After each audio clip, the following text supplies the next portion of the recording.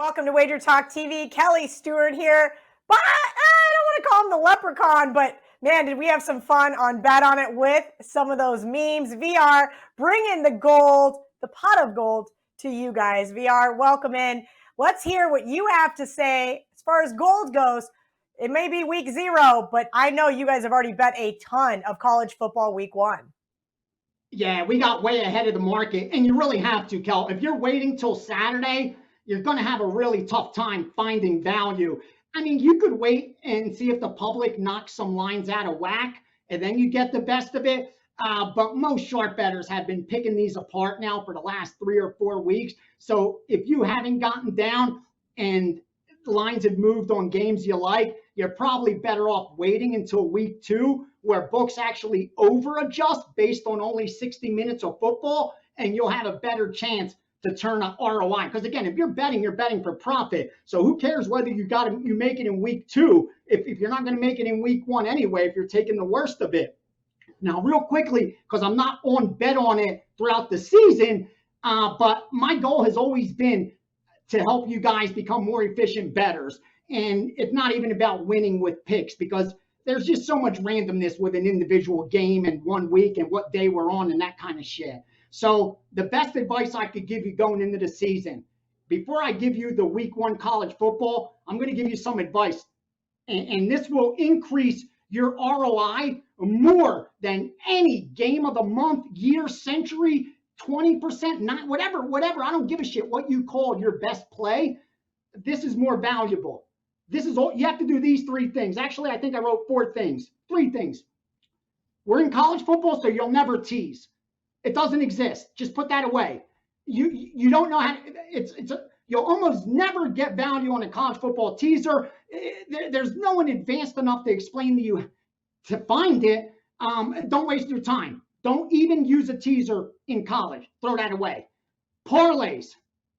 Get that out of your vocabulary. Give yourself 1 season. Say it's not how we. God bless us. Hopefully we have a long life ahead of us. You have tons of seasons ahead. Just say this season only, I'm going to make 0 parlays. I want to see if that changes anything. Just try it. Just for 1 time. No parlays. Number 3, do not buy points. Ever. If you're, and please don't take this as a disrespect, because you can't be born knowing shit. Again, most of you are more educated than I am. And the one thing that I am educated in is sports betting. And there's some things you just need to know. And if you're buying points, you need to know a lot, when to buy them, when not to buy them. And from what I've seen is almost all the recreational bettors buy them in the wrong spots. And when they do buy them in the right spots, they pay too much for it anyway. Meaning when they do buy it on the 3, they pay more than it's worth. When they do buy it on a 7, they pay more than it's worth. And then instead, they buy it on like 36.5 when it doesn't offer value, and at a 37.5 or 38, where a half a point should cost 22 cents, they don't do it. So there's certain numbers that actually you're getting the best of it if you buy a half a point, but most of the times you're not.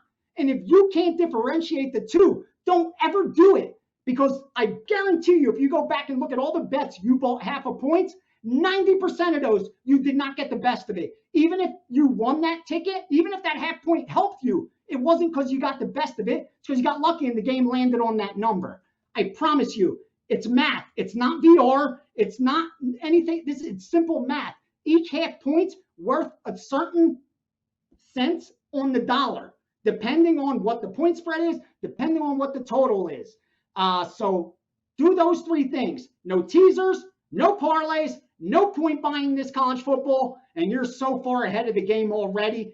The rest of the season just should be a lot easier and funner for you. Now, getting to week 1, I'm going to mix in all the bets that I've moved on and ones that I released to subscribers. Again, not fair to my guys to just say this is what we got too. So do a little work, dig a little deeper, figure somewhat agree what you don't agree with. Here's all the sharp shit so far I got going into today. Ready. Game 301, Charlotte, Florida Atlantic, under 60.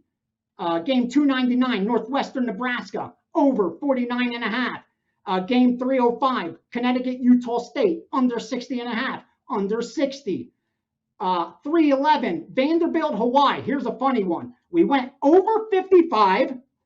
It went up. Another group steamed it under down to 52.5. The group I work with came back and hit it again at over 52.5. So you have one group over here that says you're way off, and you have another group here that says we're going over 55. When you guys moved it down to 52.5, now we got a better number. We're hitting it again. That's the shit I love watching. We're going to find out who's right on Saturday.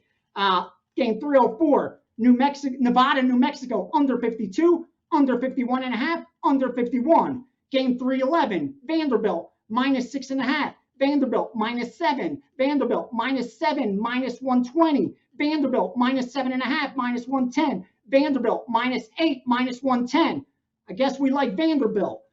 299, Northwestern, +13.5. UConn, games at 305, I believe UConn, +27. I don't know. Oh, wait, we got the under there. So, yeah, that makes sense. +27 and under 60. How can you not? Probably correlated. They probably won't even let you parlay that shit. Again, they don't let you parlay if you're getting the best of it. So, another perfect example. Then Charlotte +7. Oh, 310, Illinois. Illinois -10.5. Illinois -11, and I think even someone sharp at Illinois -11.5. It wasn't me. I stopped at 11. 224, Utah. Oh no, Texas, San Antonio. That's who that is. +5.5.